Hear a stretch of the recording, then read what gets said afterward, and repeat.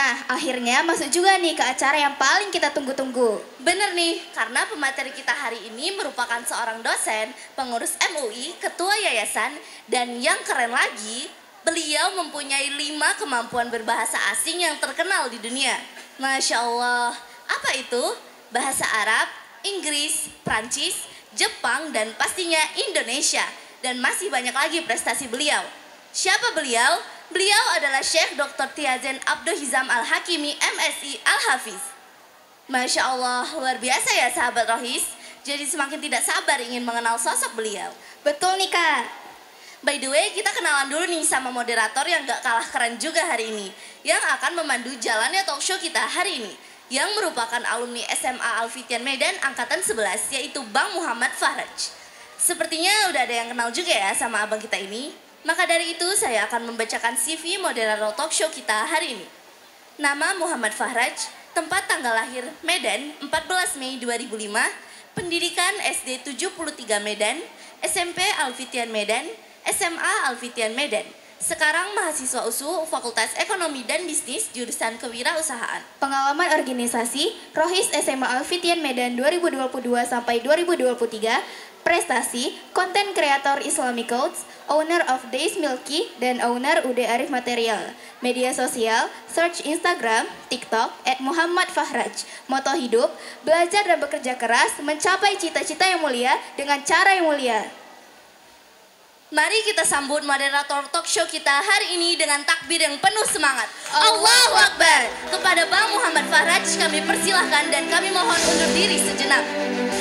Assalamualaikum warahmatullahi wabarakatuh. Alhamdulillahi rabbil alamin. Wassalatu wassalamu ala asrafil anbiya'i wal mursalin wa ghatan nabiyina Muhammadin. Puji syukur kita kehadirat Allah subhanahu wa ta'ala yang memberikan kita nikmat iman, nikmat kesempatan, nikmat Islam. Sehingga kita masih bisa berkumpul hari ini di sini dalam rangka thalabul ilmi, menuntut ilmu. Salawat bertangkaikan salam kita panjatkan kepada khuduah kita Nabi besar Muhammad sallallahu alaihi wasallam. Allahumma salli wa sallim wa barik alaih. Hadis dari Rasulullah sallallahu alaihi wasallam, beliau berkata, jika ada orang yang mendengar namaku tapi dia tidak bersalawat kepadaku, maka dia adalah orang-orang yang pelit. Allahumma salli ala sayyidina Muhammad wa ala ali sayyidina Muhammad. Dengan tema kita mempertahankan prinsip Islam di era tantangan zaman. Mempertahankan prinsip Islam itu ibaratkan mempertahankan cinta di tengah gaduhnya perasaan yang banyak penghasutnya. Dan pembahasan ini bisa kita bilang kalau pemuda sekarang, pemuda-pemuda yang ada di Indonesia, kebanyakan percaya terhadap berita-berita barat. Kasus-kasus yang terbaru yaitu tentang kontra terhadap Palestina, yang dimana orang-orang Indonesia, Islam-Islam di Indonesia bahkan, tidak mempercayai Palestina. Perjuangan-perjuangan yang diragukan. Bahkan ustadz-ustadznya meragukan perjuangan orang-orang Palestina. Padahal Rasulullah SAW, Rasulullah mengisyaratkan bahwa pejuang Palestina adalah perjuang yang terbaik. Rasulullah bersabda, ketika itu ada seorang yang bertanya, namanya hamba saya Maimunah. Aftana fi Baitul Maqdis. Berikanlah aku fatwa tentang Baitul Maqdis. Rasulullah menjawab, ardul manhar wal mahsyar, tempat berkumpul dan tempat mahsyar, tempat bertebaran.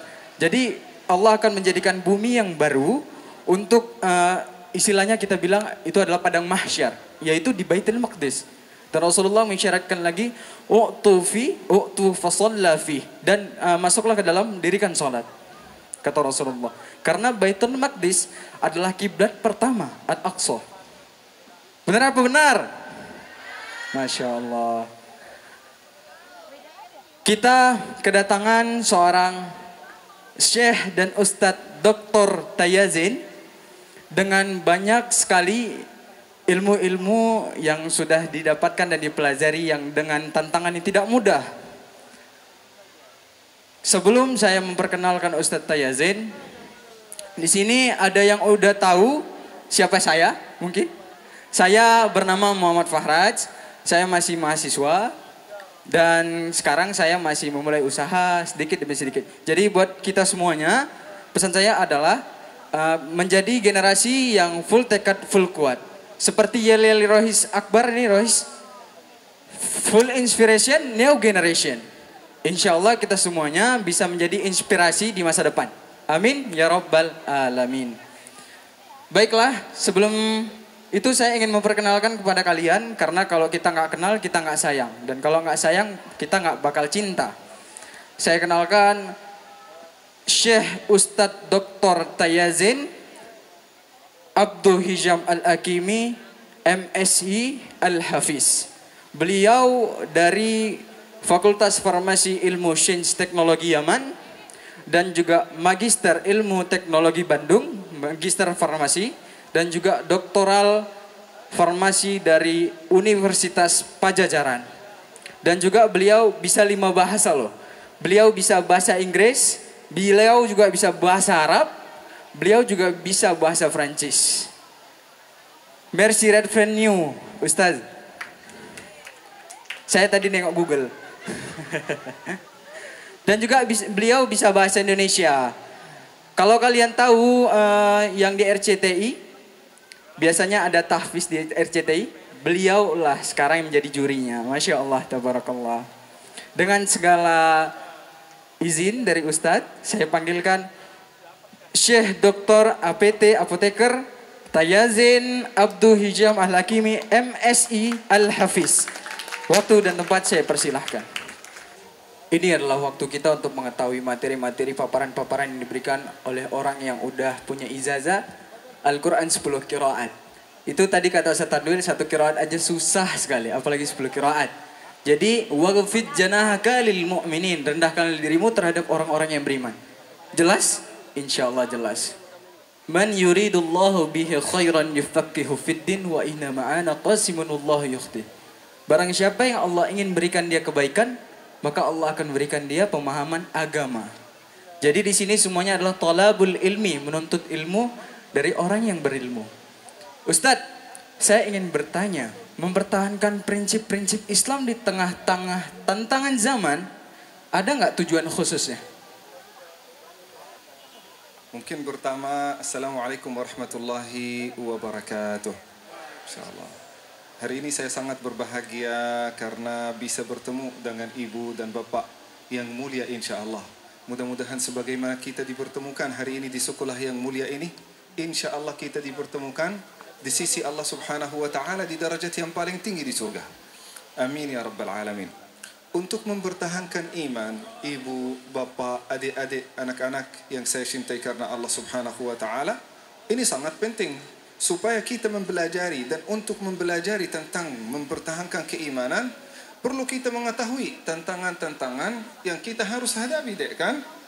Kata Rasulullah sallallahu alaihi wasallam, akhir zaman al-qabidu ala dinihi kal-qabidu ala al-jamr. Akhir zaman, zaman kita sekarang, yang berusaha untuk mempertahankan keimanannya, mempertahankan agamanya, seolah-olah dia yang mempertahankan api di tangannya. Coba bayangkan, itu sangat susah kan? Kalau kita mau meletak jari kita di api, kita tidak akan bertahan 1 titik, 2 titik, apalagi 1 menit. Begitu juga, saking banyak fitnah, saking banyak godaan di akhir zaman, kita susah mempertahankan keimanan. Tetapi insya Allah dengan cara-cara yang saya akan membahasnya, yang saya akan mungkin diskusikannya dengan adik saya, adik Farajah, insya Allah kita akan mempelajari beberapa cara yang insya Allah akan menggampangkan itu, yang akan memudahkan itu bagi kita semua, insya Allah. Masya Allah, udah masuk ke materi pertama kita. Bagaimana caranya mengetahui prinsip-prinsip Islam dalam pergaulan di era digital? Karena di era digital ini pergaulannya itu bebas sekali. Modernisasi ada di sana, Ustaz. Nah, betul sekali ya. Apalagi di era digital, di medsos, di internet, globalisasi. Itu tantangan yang terbesar yang dihadapi oleh kita, wabil khusus untuk anak-anak muda. Adik-adik SMP, SMA, kita pun juga orang tua, kita bisa mengalami tantangan itu dan kesusahan itu. Apalagi kalau dunia itu terbuka untuk kita dengan positifnya dan negatifnya. Banyak di antara kita kalau imannya itu turun, pasti akan lari kemana? Ke negatif. dan tidak akan pernah menyentuh positif. Tetapi insya Allah pada hari ini kita sama-sama akan diskusi beberapa hal bagaimana supaya kita terarah ke arah yang positif dari era digital ini. Teman-teman yang saya cintai karena Allah Subhanahu wa taala, tentu pertanyaan terbesar di sini, bagaimana caranya? Kita tidak ingin banyak ngomong. Kita tidak ingin banyak bicara. Bagaimana caranya? Kita menghadirkan seseorang dari Bandung, bahkan datang dari Yaman. Bisa jadi bahasanya berbeda, keluarganya berbeda, tradisinya berbeda. Kita ingin menjawab pertanyaan ini. Bagaimana kita bisa mempertahankan keimanan kita? Tentu, kalau kita ingin mempertahankan keimanan kita zaman sekarang, kita harus melihat bagaimana sahabat Rasulullah sallallahu alaihi wasallam dan Rasulullah sendiri mempertahankan imannya di zaman itu. Karena juga tidak kalah tantangan dan kesusahan di zaman ini, tidak kalah susah dibandingkan dengan kesusahan yang ada di zaman Rasulullah sallallahu alaihi wasallam. Rasulullah bersama sahabatnya itu hampir minoritas. Minoritas, apalagi disiksa, apalagi diganggu, apalagi ditekan oleh kaumnya supaya mereka memberhenti dakwahnya, supaya mereka menjauhkan diri dari agama Islam. Yang paling pertama yang diturunkan kepada Muhammad sallallahu alaihi wasallam untuk menjaga keimanannya, untuk menghibur Rasulullah sallallahu alaihi wasallam terhadap semua kesusahan dan tantangan yang beliau alami setiap hari adalah Al-Qur'an. Al-Qur'an. Bahkan Allah Subhanahu wa taala ketika menurunkan Al-Qur'an, menurunkan kepada Muhammad sallallahu alaihi wasallam yang dianggap sebagai manusia biasa saat itu. Biasa. Bahkan dianggap sebagai seorang yang tidak terlalu penting di antara kaumnya. Seorang yatim, miskin, fakir, tidak punya apa-apa. Tetapi kata Allah Subhanahu wa taala, "Alam yajidka yatiman fa'awa." Dulu Rasulullah sallallahu alaihi wasallam yatim, sampai tidak punya rumah yang teduh. Enggak ada. Wa wajadaka dhallan fahada. Dulu Rasulullah sallallahu alaihi wasallam galau. Bingung, mana jalan yang lurus yang menuju kepada Allah Subhanahu wa taala. Kenapa galau? Belum ada Al-Qur'an. Belum ada firman Allah Subhanahu wa taala. Belum ada wahyu dari Allah Subhanahu wa taala. Lalu diberi hidayah karena Al-Qur'an, karena ayat-ayat Al-Qur'an. Begitu juga hadirin yang dimuliakan Allah Subhanahu wa taala. Adik-adik yang masih jomblo, yang masih sendirian, kelihatannya dari wajah adik-adik ini semuanya masih sendirian ya. InsyaAllah. Mudah-mudahan insyaAllah dalam waktu dekat adik-adik tahun depan sudah tidak sendirian lagi insyaAllah. Apa artinya sudah tidak sendirian? InsyaAllah datang ke sini bersama orang tua. Jangan salah faham ya. Kata Allah Subhanahu wa ta'ala, adik-adik, kalau kita lagi galau, kalau kita lagi bingung, kita nggak tahu kemana, ibarat perahu, kemana mau ditempatkan. Kata Allah Subhanahu wa ta'ala, wa wajadaka dhallan fahada. Ketika Rasulullah sallallahu alaihi wasallam masih bingung, diturunkan Al-Qur'an supaya Allah Subhanahu wa ta'ala menjelaskan dan menerangi perjalanan di hadapan Rasulullah sallallahu alaihi wasallam. Ketika perjalanan itu terang, Rasulullah sallallahu alaihi wasallam bersedia mengorbankan segala-galanya menuju ridha Allah Subhanahu wa ta'ala. Diganggu, diancam, mau dibunuh, bahkan mau dipenjarakan, diusir, Rasulullah sallallahu alaihi wasallam tetap pegang, tetap istiqamah di jalan Allah Subhanahu wa ta'ala. Lalu Allah Subhanahu wa ta'ala menyampaikan di dalam surat Ad-Duha, wa wajadaka ailan fa aghna. Dulu Rasulullah sallallahu alaihi wasallam sebagai orang yatim, tidak punya harta, tidak punya apa-apa. Tetapi Allah Subhanahu wa ta'ala dengan nikmatnya, dengan nikmat istiqamahnya, dengan nikmat imannya dan prinsip yang kuatnya, Allah Subhanahu wa ta'ala memberikan nikmat fa aghna. Apa artinya fa aghna? Kekayaan. Adinda Faraj sekarang baru lulus dari SMA. Masih muda, ganteng, lucu kan? Tetapi insya Allah akan diberikan dari Allah Subhanahu wa ta'ala karena beliau mempertahankan prinsip dia fa'aghna. Bukan hanya Adinda Faraj. Adinda Faraj menjadi contoh bagi kita semua. Adik-adik yang hadir hari ini insya Allah bisa menjadi lebih hebat daripada kita semua. Dengan mempertahankan prinsipnya sebagaimana Rasulullah sallallahu alaihi wasallam, Allah Subhanahu wa ta'ala akan memberikan yang sama. Wa wajadaka 'ailan fa'aghna. Meskipun kita sekarang miskin, fakir, tidak punya apa-apa. Kadang-kadang kita tidak punya rupiah untuk makan pagi, makan siang. Bisa jadi ya, bisa jadi. Tetapi Allah subhanahu wa ta'ala mampu merubah masa depan sehingga insya Allah bisa menjadi masa depan dengan penuh kesuksesan. Jadi adik-adik sekarang kalau masih galau, ya Allah, saya baru mau lulus dari SMA ini. Saya mau kemana? Mau masuk kuliah apa? Setelah itu mau kerja apa? Setelah itu mau nikah sama siapa? Setelah itu mau tinggal di mana? Allah subhanahu wa ta'ala yang akan jamin. Yang penting kita menjaga prinsip, menjaga taat kepada Allah subhanahu wa ta'ala, menjaga keimanan sesuai dengan apa yang diturunkan di dalam Al-Quran. Allah subhanahu wa ta'ala akan menjaminkan masa depan kita. Jadi orang beriman itu tidak boleh takut dari masa depan. Tidak boleh takut tidak akan dapat jodoh. Tidak boleh takut tidak akan dapat belahan jantung dan jiwa. Tidak boleh tahu kan? Tidak boleh. Insya Allah kalau adik-adik mempertahankan keimanan dan keikhlasan kepada Allah subhanahu wa ta'ala, nanti ente akan dikejar oleh jodoh insya Allah. Siap? Siap dikejar? Jadi yang pertama adik-adik, ibu-ibu, bapak-bapak yang saya cintai, yang pertama kita mempertahankan, supaya kita mempertahankan keimanan, kita mempertahankan firman Allah subhanahu wa ta'ala. Bukankah Allah subhanahu wa ta'ala ketika menciptakan kita, Allah menciptakan pedoman? Di dalam pedoman ini tercatat di dalamnya bagaimana cara kita menjadi sukses, kan? Bagaimana cara kita menjadi bahagia, bagaimana cara kita menjadi tenang. Itu semuanya di dalam Al-Quran. Di dalam Al-Quran juga tercatat bagaimana cara kita tidak sakit, bagaimana cara kita tidak sakit hati, bagaimana cara kita tidak stres. Allah subhanahu wa ta'ala menjelaskannya di dalam Al-Quran. Supaya kita tidak sakit hati, supaya kita tidak stres, kata Allah subhanahu wa ta'ala di dalam Al-Quran, قُلْ لِلْمُؤْمِنِينَ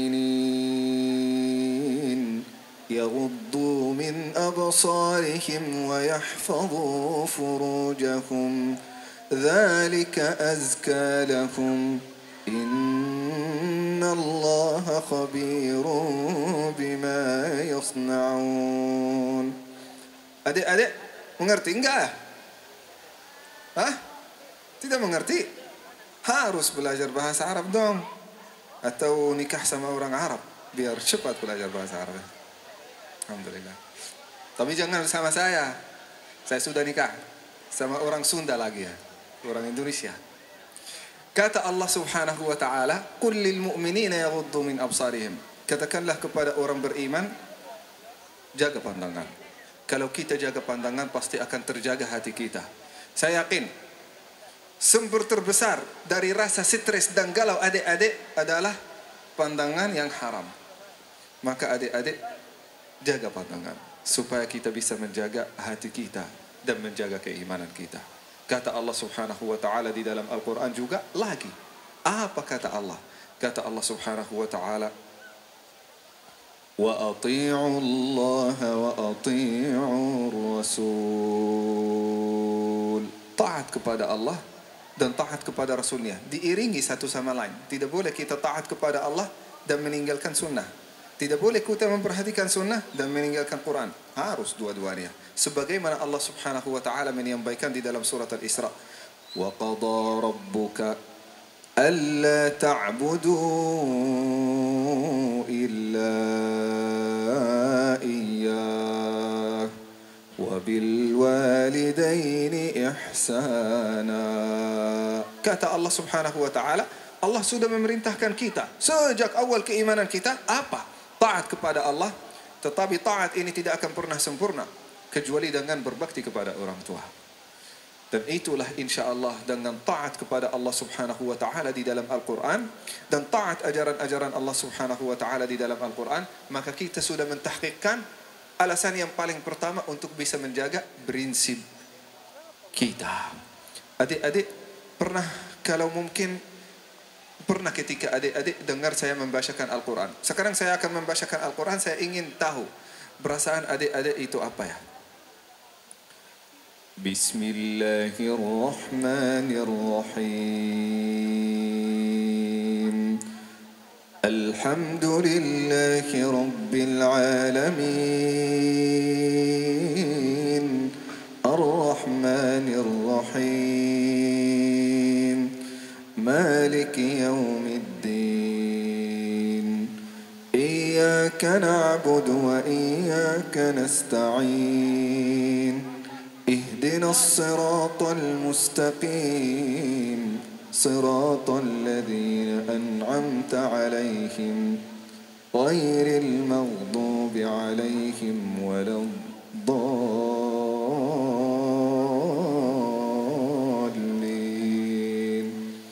Adik-adik, saat adik-adik dengar Al-Quran, perasaannya gimana? Tenang kan? Tenang. Dengar ayat Allah subhanahu wa ta'ala di dalam Al-Quran, tenang hati. Begitu juga kalau ada seseorang datang kepada saya, Syekh, saya merasa galau, stres, tolong bacakan ayat Al-Quran. Kita membacakan surat Al-Fatihah, kita membacakan ayat Al-Kursi, kita membacakan Qul huwallahu ahad, Qul a'udzu birabbil falaq, Qul a'udzu birabbin nas. Itu meskipun saat saya mungkin pegang kepalanya, saya yang tergetar, yang akan bergerak adalah mulut saya. Dia merasa tenang. Saat itu saya tidak membacakan abrakadabra. Enggak. Saya membacakan ayat Al-Quran aja. Ayat Al-Quran itu sudah cukup untuk bisa merubah keadaan seseorang.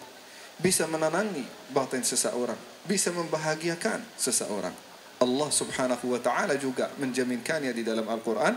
Kata Allah subhanahu wa ta'ala, Ala bidhikrillah ألا بذكر الله تطمئن القلوب. Kata Allah subhanahu wa ta'ala, dengan zikir Allah subhanahu wa ta'ala, membacakan Al-Quran, memperhatikan Al-Quran, hati ini akan merasa tenang. Ini janji Allah subhanahu wa ta'ala di dalam Al-Quran. Itu yang pertama dek.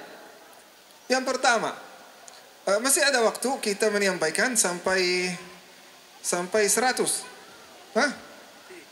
Masih siap? Siap, berarti siap insya Allah sampai jam 12 malam ya. Adik-adik siap? Insya Allah kita tidak akan berlama-lama.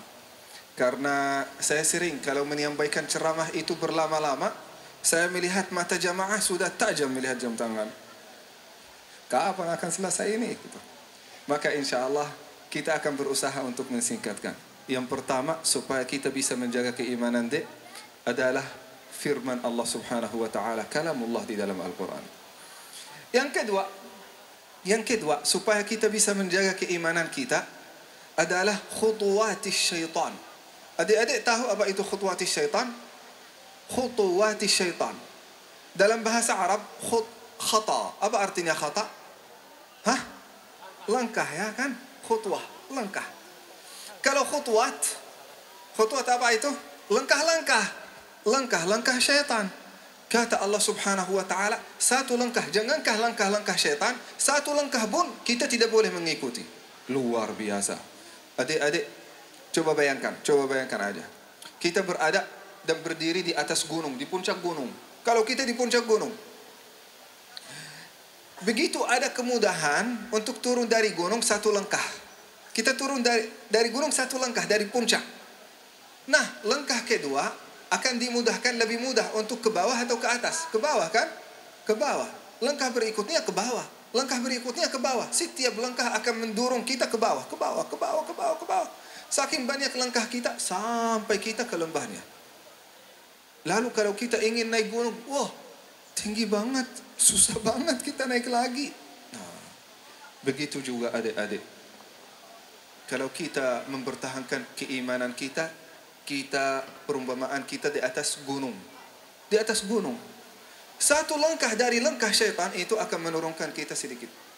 Misal, kita memandang pandangan yang haram. Pandangan yang haram ini satu langkah. Akan menarik kita untuk melakukan langkah berikutnya. Langkah berikutnya apa? Minta nomor HP. Turun. Minta nomor HP akan menurunkan kita, akan menarik kita untuk melakukan langkah berikutnya. Apa? Chatting, WhatsAppan. Awalnya mungkin niat kita baik. Kenapa WhatsAppan? Apain kamu chatting? Mau bangunin dia untuk qiyamul lail Pak Ustaz. La ilaha illallah. Itu satu langkah. Setelah itu langkah berikutnya, yuk kita bertemuan. Apa-apa bertemuan pakaian syar'i di tempat, boleh pertemuan di pengajian, boleh. Satu langkah, satu langkah, satu langkah, satu langkah sampai kita melakukan dosa yang besar. Dosa yang besar. Syaitan tidak akan pernah bilang, ayo kita melakukan zina barang. Yuk, enggak. Ayo kita meninggalkan salah barang. Enggak. Ayo kita melakukan kejahatan. Enggak. Syaitan akan menarik kita untuk melakukan langkah dan dosa yang sangat kecil. Tetapi dosa yang sangat kecil akan mendorong kita untuk melakukan dosa yang lebih besar lagi. Luar biasa. Oleh karena itu Imamul Janadi, beliau seorang di antara ulama terbesar dalam sejarah Islam. Beliau berkata, saya tidak takut dari dosa sebenarnya. Dosa sendiri tinggal kita bertaubat kepada Allah Subhanahu wa taala. Kalau kita memenuhi syarat taubat, semuanya akan diampuni oleh Allah Subhanahu wa taala. Tetapi saya takut dari dosa karena sangat bahaya yang akan menarik saya untuk melakukan dosa yang lebih besar lagi. Itu kebahayaan dosa di situ. Jadi dulu kita melihat, ini meninggalkan salat, ini dosa yang sangat besar, tidak mungkin saya lakukan. Tetapi kalau awalnya meninggalkan sunnah, setelah itu datang telat ke masjid, setelah itu salat sendirian, setelah itu salat di luar waktunya, sampai kita meninggalkan salat. Itu khutuwati syaitan. Adik-adik, hari ini syaitan tidak akan datang kepada kalian, yuk kita putus sekolah. Tidak akan datang langsung gitu. Ayo kita putus, ayo kita jangan datang ke sekolah. Enggak. Akan datang kali pertama akan bilang, ya enggak usah lakukan tugas hari ini, kan ada assignment setiap hari kan. Enggak apa-apa, lakukan esok hari. Setelah itu sampai assignment dan PR itu semakin banyak sampai kita malas untuk mengerjakannya. Nah, setelah itu akan bilang, sekarang bisa ditegur oleh guru. Jangan hadir aja supaya tidak ditegur. Kita tidak hadir, saking banyak kita absen sampai kita tidak datang ke sekolah lagi. Itu khutuwati syaitan.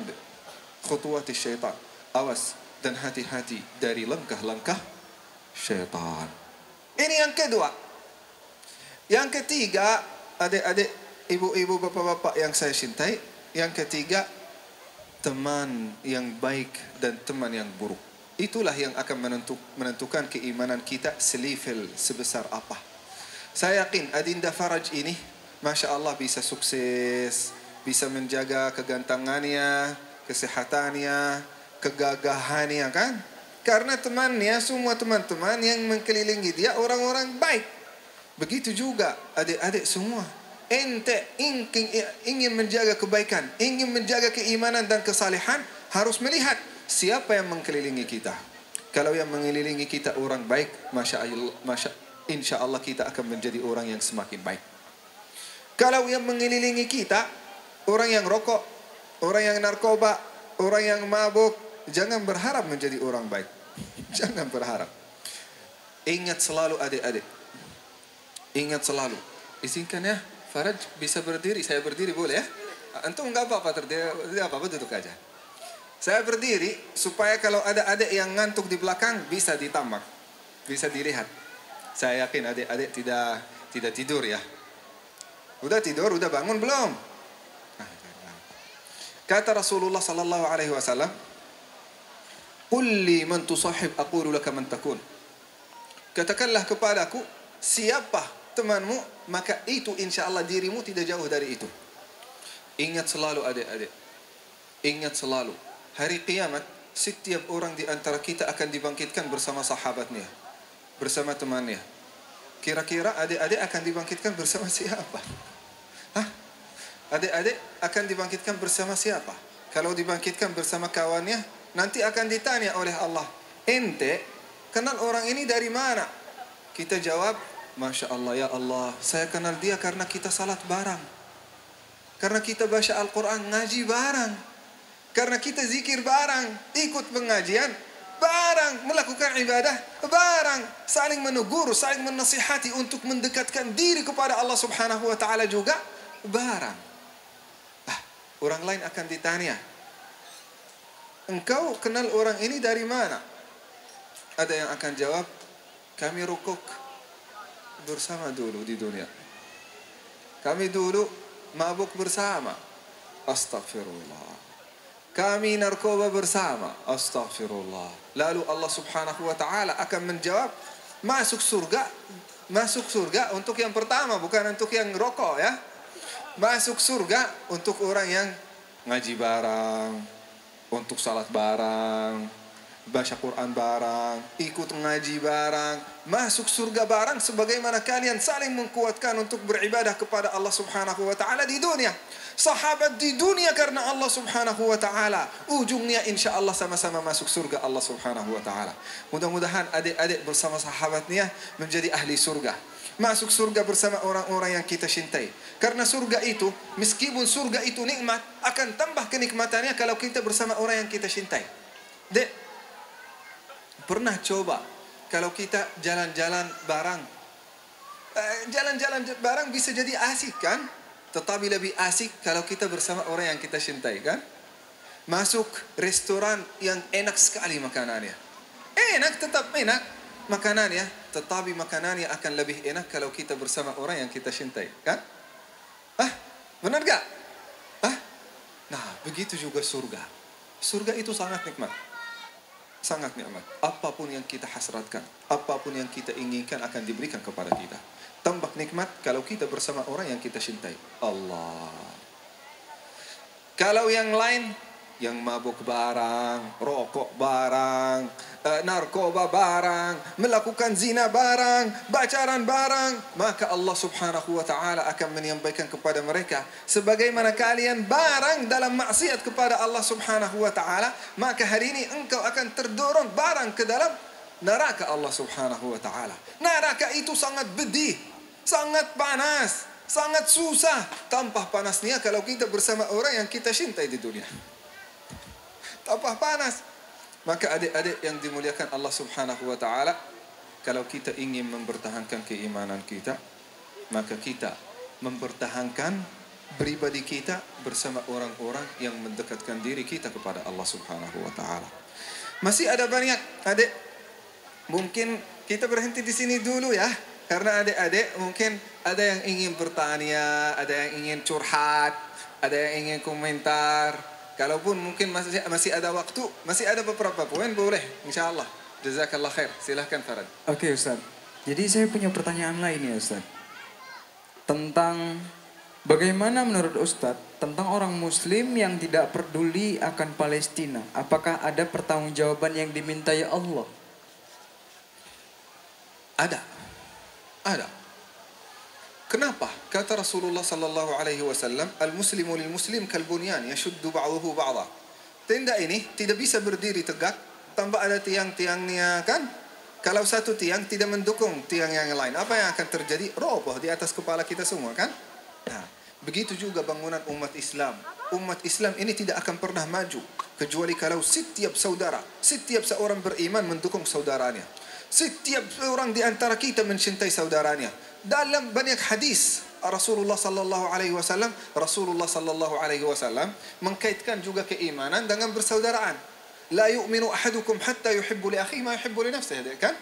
Tidak akan beriman seseorang di antara kita sampai dia mencintai saudaranya sebagaimana dia mencintai dirinya sendiri. Dek, cinta kita selalu sihat wal afiat gak? Cinta kan? Mau kan? Mau kita sihat wal afiat. Nah, teman-teman kita, saudara-saudara kita di Palestina sedang mengalami ujian yang luar biasa.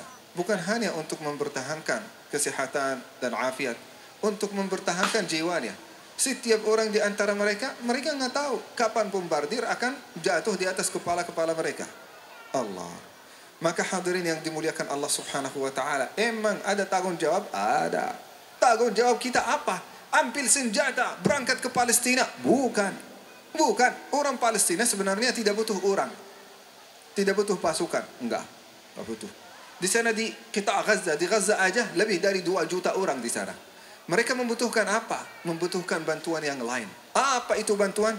Diberi senjata, dibelikan obat, dibelikan makanan, dibelikan alat-alat untuk membangun rumah sakit, untuk membangun sekolah, untuk mempertahankan perjuangan mereka dan kesabaran mereka. Itu kebutuhannya dari siapa? Dari kita semua. Kita tidak diminta untuk mengorbankan jiwa kita sebagaimana mereka. Jadi ada keringanan dari Allah Subhanahu wa taala. Kita hanya diminta untuk mengkorbankan bagian dari harta kita. Tidak banyak, tidak banyak, sesuai kemampuan kita. La yukallifullahu nafsan illa wus'aha. Kalau mereka tidak tahu kapan mereka akan mengkorbankan jiwanya, dan sebentar lagi mereka nggak tahu. Bisa jadi nanti malam, bisa jadi nanti siang, bisa jadi esok hari. Mereka nggak tahu kapan. Dan mereka siap mengkorbankan segala-galanya, termasuk jiwanya. Kita hanya diminta untuk mengkorbankan rupiah kita aja. Dan itu yang pertama deh. Yang kedua, kita mengkhususkan bagian dari sujud kita, bagian dari rukuk kita, bagian dari waktu doa mustajab untuk mendoakan mereka. Mendoakan, ya Allah, bebaskanlah Al-Masjidul Aqsa. Ya Allah, tenangkanlah saudara kita di sana. Ya Allah, jagalah saudara kita di sana. Doa apapun dengan bahasa apapun. Mau doa dalam bahasa Indonesia, insya Allah akan difahami oleh Allah Subhanahu wa taala. Bahasa Melayu juga akan difahami oleh Allah Subhanahu wa taala. Karena Allah tidak akan memandang lidah kita dan bahasa kita. Enggak, Allah akan memandang perasaan dan hati kita. Itu yang kedua. Yang ketiga, kita berusaha untuk selalu terupdate tentang berita-berita mereka dan berusaha untuk menyadarkan, share di medsos, sadarkan orang lain, keluarga kita, sahabat kita, orang-orang yang terdekat dari kita tentang masalah-masalah saudara kita di Palestina. Bagaimana kita bisa membebaskan mereka? Itu mungkin tanggung jawab kita terhadap saudara kita di Palestina deh. Pertanyaan selanjutnya, Syekh. Kan ada pejuang-pejuang Palestina yang diragukan oleh pemuda-pemuda muslim yang sekarang ini, Syekh. Bahkan ada ustadz yang meragukan pejuang-pejuang Palestina. Menurut Syekh, dengan adanya tokoh-tokoh agama yang mungkin bisa merusak prinsip ukhuwah Islamiyahnya, bagaimana pandangan Syekh terhadap konflik yang terjadi untuk media-media barat yang merusak Islam dari dalam, Syekh? Jazakallah khair. Saya sebenarnya akan berjawab dengan cara yang berbeda. Sebenarnya yang menjadi masalah besar di dalam negeri, bukan negeri, di dalam umat Islam ini adalah umat Islam yang terpecah. Sehingga kalau kita punya masalah, itu tidak menjadi masalah untuk diri kita semua. Sesuai dengan partai-partai, sesuai dengan ormas, sesuai dengan afiliasi. Kalau misal ada terjadi masalah, misalnya terjadi masalah yang di Palestina, kalau di sana ada afiliasi tertentu yang akan tergerak hatinya yang tidak memusuhi afiliasi itu.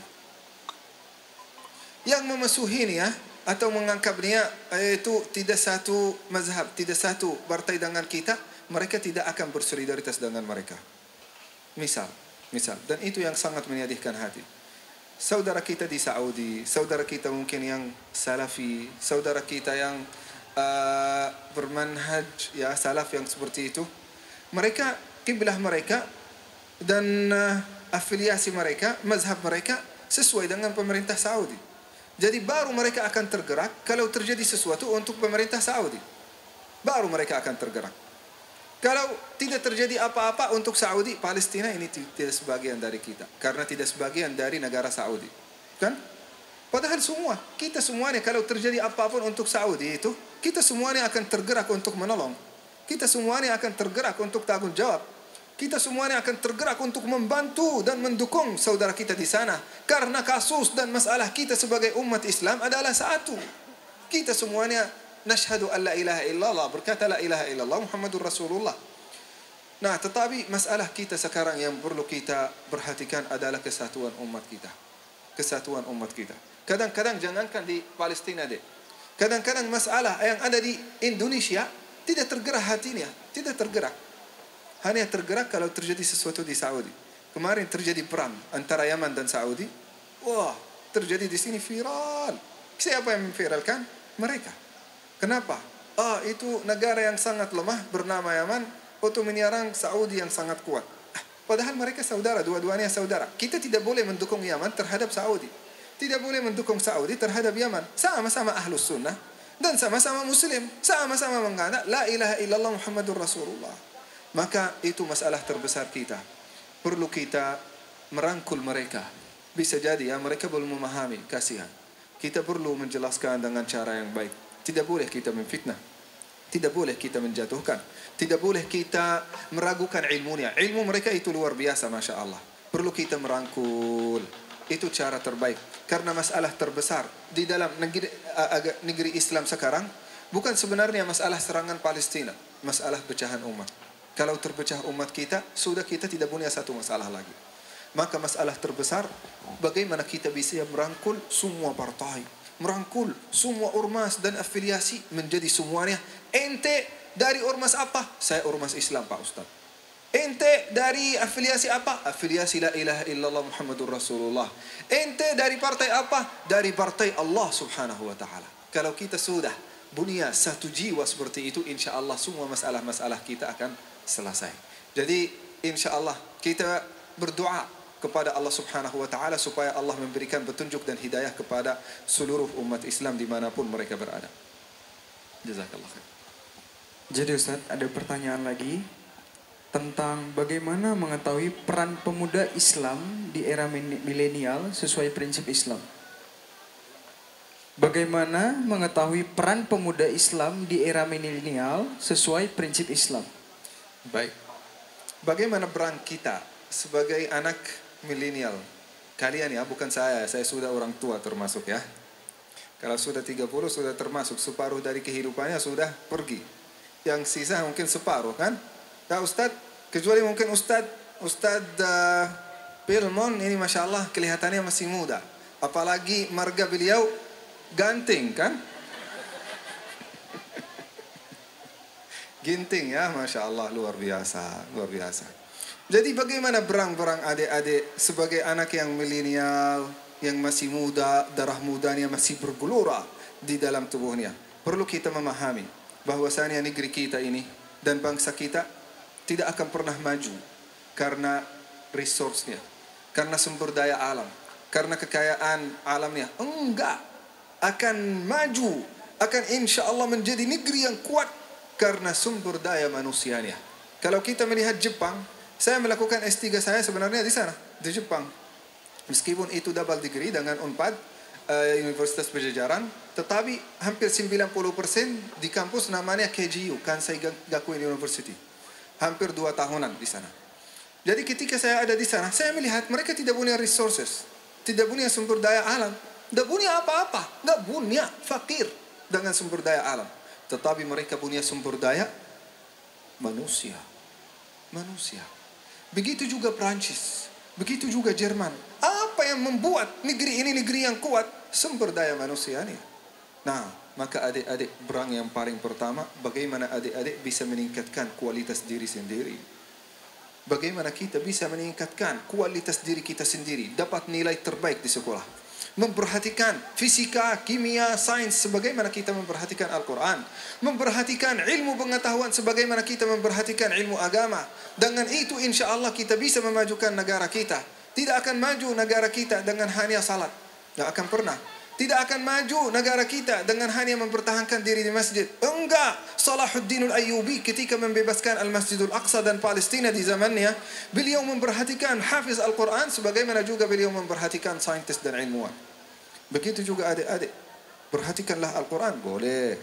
Tetapi juga jangan lupa bidang-bidang yang lain. Nah, kalau kita ingin membuktikan kehebatan kita, bukan dengan ngaji aja, enak ngaji. Tetapi kalah dalam bidang-bidang yang lain. Mohon maaf adik-adik, ibu dan bapak yang saya cintai, kita umat Islam kalah. Kalah. Saya ini terjun dalam dunia penelitian dan pengetahuan. Saya sebagai dosen di Fakultas Kedokteran dan juga farmasi di Unisba dan Unpad. Melihat peneliti terbesar itu non-muslim. Melihat diri kita ini Masya Allah sangat malu. Malu. Allah subhanahu wa ta'ala yang menyuruh kita. Bahkan perintah Allah subhanahu wa ta'ala di dalam Al-Quran untuk iqra'. Iqra', bacalah. Bukan hanya iqra' Al-Quran. Baca. Tingkatkanlah ilmumu.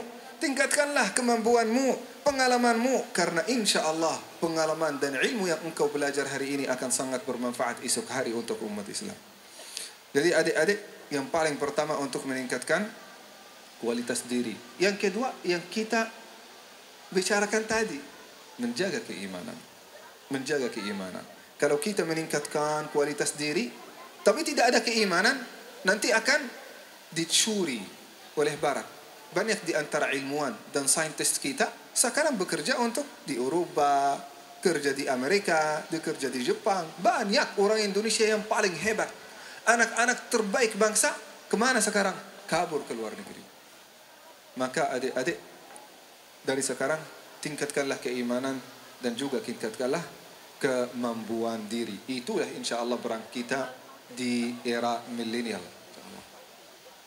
Baik Ustadz, sekarang kita udah bisa nih ajukan sesi Q&A. Boleh nggak Ustadz kami bertanya-tanya? Boleh.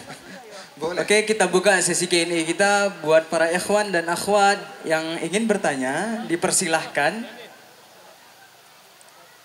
kepada bagian rohis untuk mengambil mic dan memberikan kepada orang yang bertanya. Satu. Kita sudah mendengarkan beberapa materi yang diberikan oleh Ustadz Syekh Tayazin tentang menjaga keimanan, tentang solidaritas ukhuwah Islam untuk orang-orang Palestina. Sekarang, apakah kalian ada pertanyaan untuk Ustadz Tayazin? Boleh.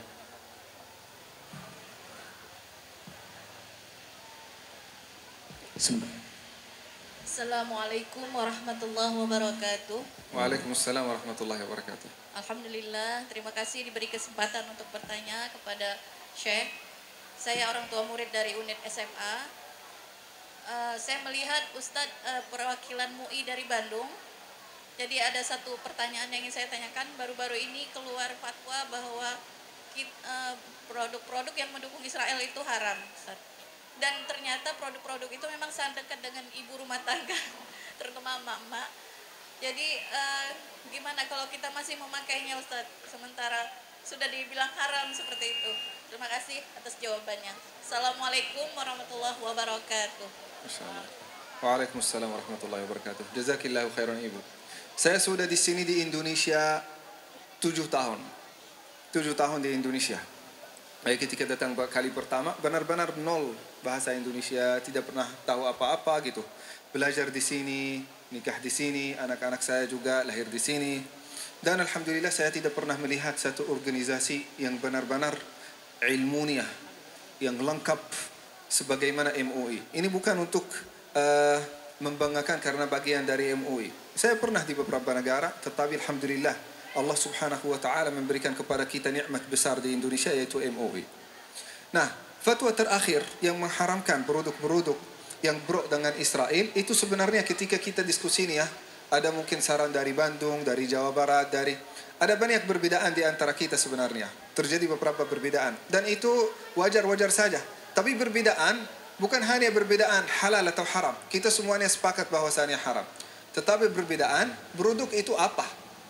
Produk itu apa? Akhirnya dikeluarkan, itu ijtihad dari beberapa ulama. Nah, ketika produk-produk itu kita keluarkan, itu adalah jihad yang minimal dari kita terhadap saudara kita di Palestina. Kalau saudara kita di Palestina, mereka siap mengkorbankan jiwanya kan?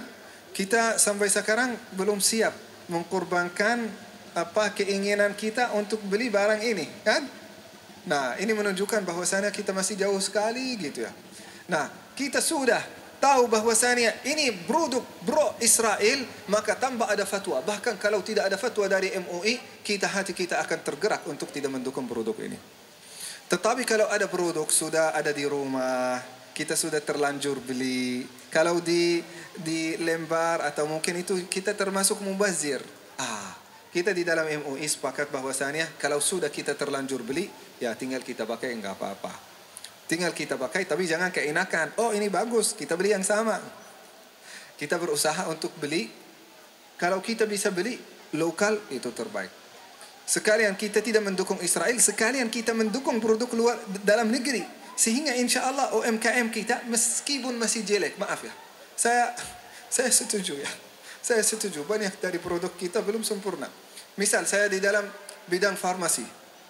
Dalam bidang farmasi 40% di antara obat-obat lokal itu sampah. Itu menurut penelitian yang saya lakukan 40%. Belum lagi skincare, belum lagi kosmetik, itu astagfirullah gitu. Tetapi mereka bagaimana bisa memperbaiki diri kalau kita tidak mendukung dia? Kita mendukung, kita beli, meskipun kita tidak pakai di rumah, kita beli supaya insya Allah dengan niat insya Allah akan mendukung ekonomi kita. Saya yakin sekarang sudah ada banyak produk-produk lokal yang insya Allah sangat berkualitas. Jazakillahu khairan. Barakallahu fiik. Barakallahu fiik. Jadi kita harus lebih mencintai produk-produk lokal. Nah, tadi kan udah akhwat yang bertanya, sekarang giliran ikhwan. Jika ada yang ingin bertanya, angkat tangannya. Itu.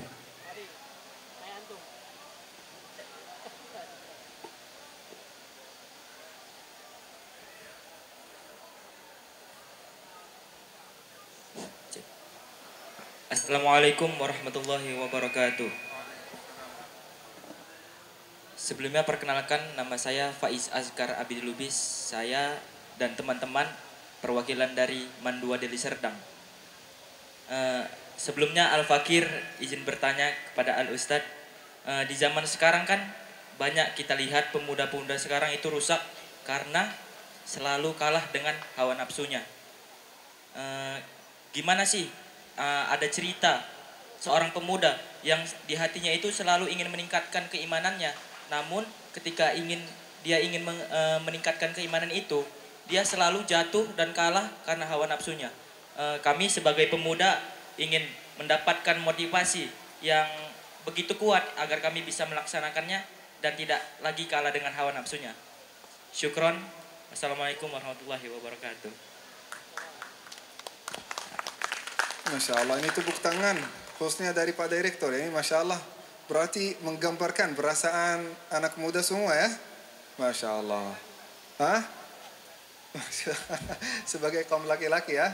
Alhamdulillah. Tadi tidak tepuk tangan ketika ada pertanyaan dari kaum hawa ya. Jadi ibu-ibu, bapak-bapak yang saya cintai, bagaimana kita bisa melawan hawa dan syahwat dan keinginan kita sendiri. Kadang-kadang keinginan kita ingin merusak kita. Keinginan kita menghalangi kesuksesan kita. Keinginan kita itu akan menghalangi kita untuk mencapai target dan tujuan kita. Bagaimana supaya kita bisa mengalahkan hawa nafsu kita? Rasulullah sallallahu alaihi wasallam suatu hari pas pulang dari ghazwah. Dalam beberapa riwayat itu ghazwat Badr. Kan ghazwat Badr siapa yang menang? Orang Islam kan?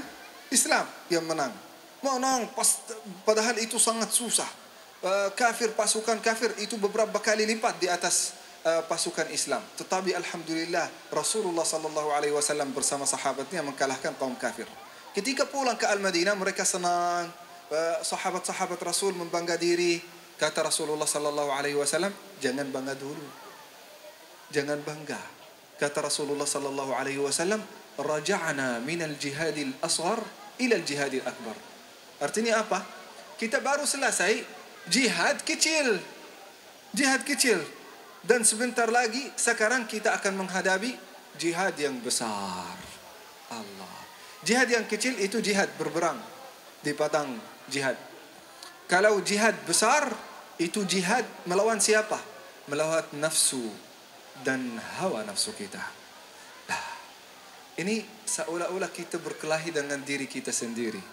Kadang-kadang kalau kita ingin menjaga kesehatan kita, ingin menjaga badan kita dan juga kelangsingan kita, kita melihat makanan, oh manis sekali ini makanannya kan?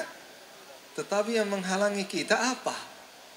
Nafsu kita sangat ingin, oh manis banget gitu. Tetapi yang menghalangi kita apa? Ingin menjaga kurus, ingin menjaga six pack, ingin menjaga kesehatan, kan? Nah, begitu juga adik-adik. Kalau kita sudah menentukan tujuan kehidupan kita, maka kita setiap kali ada hawa nafsu, kita ingat tujuan hidup. Misal, saya ingin menjadi insya-Allah seorang scientist, ilmuwan. Ditempel itu di tempat di kamar tidur kita. Setiap kali kita ingin istirahat, setiap kali kita ingin banyak tidur, kita melihat tujuan hidup kita sehingga kita ingat itu tujuan besar kita. Kita setiap hari harus ikhtiar untuk mencapainya. Tujuan kita untuk menjaga kesehatan, setiap hari kita melihat makanan yang enak, yang manis, gula, yang manisnya luar biasa, gorengan, itu insya Allah tidak akan menggerakkan syahwat dan hawa nafsu kita, karena tujuan yang paling utama adalah badan yang sehat. Nah, ada lagi. Saya ingin insya Allah menjadi seorang hafiz yang mutqin hafalannya. Saya tempelkan itu dan mungkin saya save-nya sebagai background di dalam HP saya untuk menjadi hafiz yang paling mutqin hafalannya. Setiap kali saya melihat ke HP saya, ingin chatting, ingin nonton, ingin melihat apa-apa yang mensiakan waktu kita, ingat, ingin menjadi hafiz. Maka kita ikhtiar setiap hari untuk melawan syahwat dan hawa nafsu kita supaya kita bisa mencapai target kita. Kata orang Arab, menjadda, harus berusaha melawan gitu. Kata orang Arab juga di dalam puisi, lan tablughal majda. Ini enggak hafiz ya. Yang pertama hafal ya. Kata orang Arab dalam puisi, lan tablughal majda hatta tal'aq as-sabira. Engkau tidak akan pernah mencapai kesempurnaan tujuanmu sampai engkau merasakan kepahitan. Pahit emang kalau kita mau menjaga kesehatan kita. Pahit emang kalau kita ingin menjadi orang sukses. Pahit kalau kita ingin mencapai target-target kita. Pahit saat kita berjuang. Tetapi kalau kita sudah mencapainya atau mendekati, kemanisan yang kita terasa itu luar biasa. Kemanisannya bisa mengalahkan kemanisan hawa nafsu kita. Hawa nafsu kita itu semuanya. Nanti kita akan berpikir, ya Allah, kalau dulu saya ikut hawa nafsu saya, betapa saya bodoh. Betapa saya nggak tahu. Tapi alhamdulillah Allah subhanahu wa ta'ala menselamatkan saya dari syahwat dan hawa nafsu kita. Jadi ada 4 musuh di dalam kehidupan ini. 4 musuh.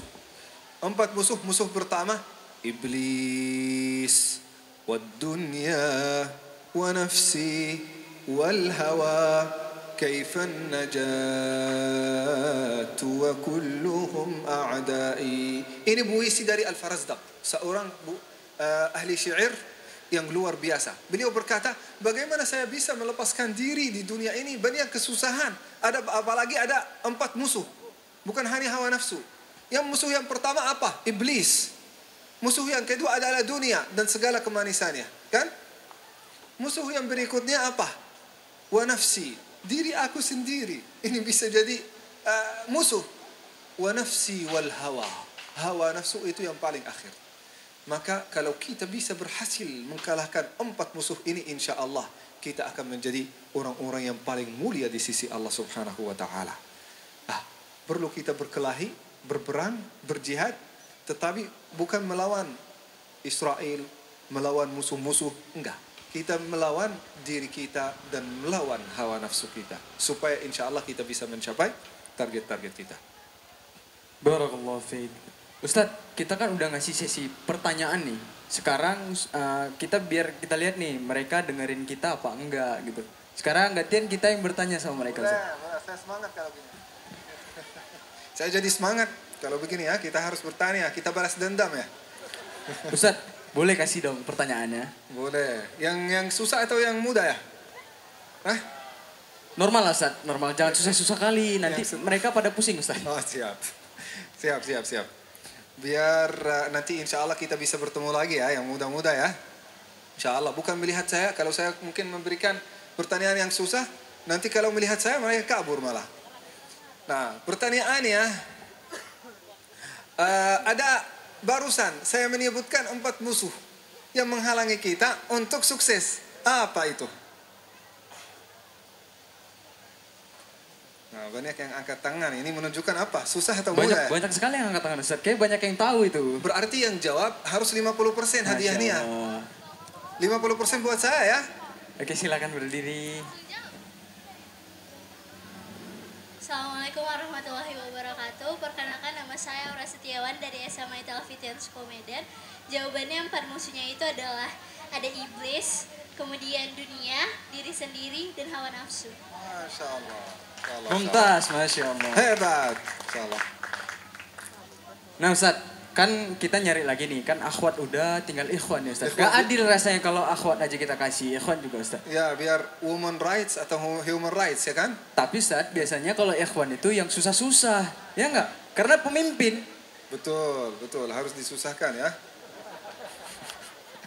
Oke Ustaz, silakan kasih soalnya Ustaz. Siap, bismillah. Yang susah-susah ya ada ya. Nanti bagi-bagi ya. Nah, yang pertama untuk menjaga keimanan kita apa? Hal yang pertama yang perlu kita perhatikan supaya kita bisa menjaga keimanan kita yang disebut di sini. Apa itu? Ada yang bisa menjawab? Kalau nggak bisa saya yang jawab nih, saya dari tadi nyatat soalnya. Ada yang bisa menjawab, ikhwan? Mereka lagi buat grup itu. Apa. Mereka mencari di Google. Tidak ada di Google deh ini. Masya Allah, kasih. Perkenalkan, nama saya Hendika Pratama dari SMA Negeri 12 Medan. Nah, salah satu untuk menjaga keimanan kita adalah menjaga hawa dan nafsu. Bro, mengikuti hawa dan nafsu, menjaga. Ah, yang paling pertama apa? Menunaikan sholat. Apalagi kita bilang menunaikan salat. Apalagi Membaca Al-Quran. Masya Allah. Kalamullah. Alhamdulillah. Ini gimana? Dikasih hadiah sempurna atau enggak ya? Nanti di Dikasih akhir sempurna? ada. Ya udah, boleh dikasih hadiah. Asal Boleh. juga Oke, baik. MC yang hebat juga harus dapat hadiah ini. Insya Allah. Nanti untuk yang memberi jawaban tadi, kita ada hadiah dari door prize oleh Rohis Akbar. Mungkin itu aja yang bisa kami sampaikan. Saya moderator bersama Ustadz Tayazin izin pamit undur diri. Jika ada salah kata dari saya moderator, wassalamualaikum warahmatullahi wabarakatuh. Saya mohon maaf. Waalaikumsalam warahmatullahi wabarakatuh. Jazakumullah khair.